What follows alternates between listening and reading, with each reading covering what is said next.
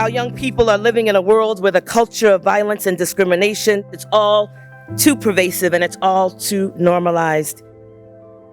What I went through growing up and the violence and all that stuff, we tried to hold it in, but it was killing me. I don't want to be twisted by this world. I want my heart to have courage. I was in so much emotional pain. Who were they to erase everything I had been? We have to build a different world in which violence is not seen as an inevitable part of the human experience. Nobody ever told me about the psychological effects of being a victim of gun violence and what life would be like for me. I don't think life has to be like that. Together, we are stronger than violence. Together, we have the opportunity to create a sacred space right here in the Presidio.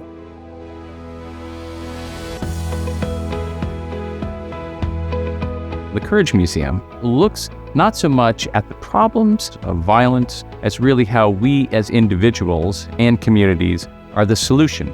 It will bring together people from around San Francisco, California, the nation, and really the world to think differently.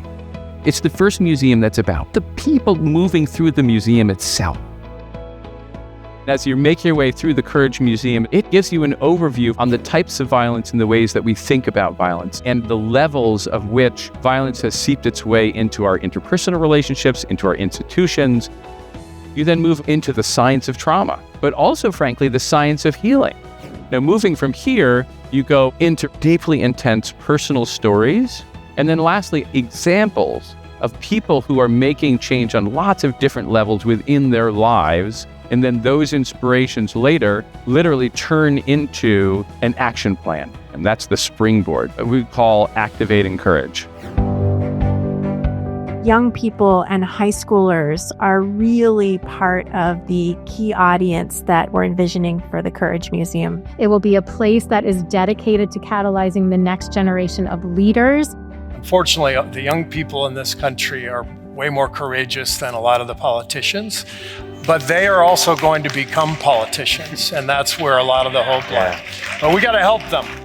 I think young people have to be taught to be courageous because when they have those skills, they're able to pull from the toolbox they have. And I want kids to be able to learn from these experiences without having to experience them themselves. Once I shared my story with other people, I was like, I gotta keep doing this because it's helping me, it's helping other people. It really just sparked something in me that really kind of pushed me to do something about it. You get to find strengths where you saw weakness. You get to see positivity where you saw darkness. And I think that's really the strength and the beauty of the Courage Museum. Healing is what drives us in this courageous community. But we can't just wrap all these stories up in a pretty bow and say, oh, this is the happy ending. Because we're still fighting, and we're going to keep going.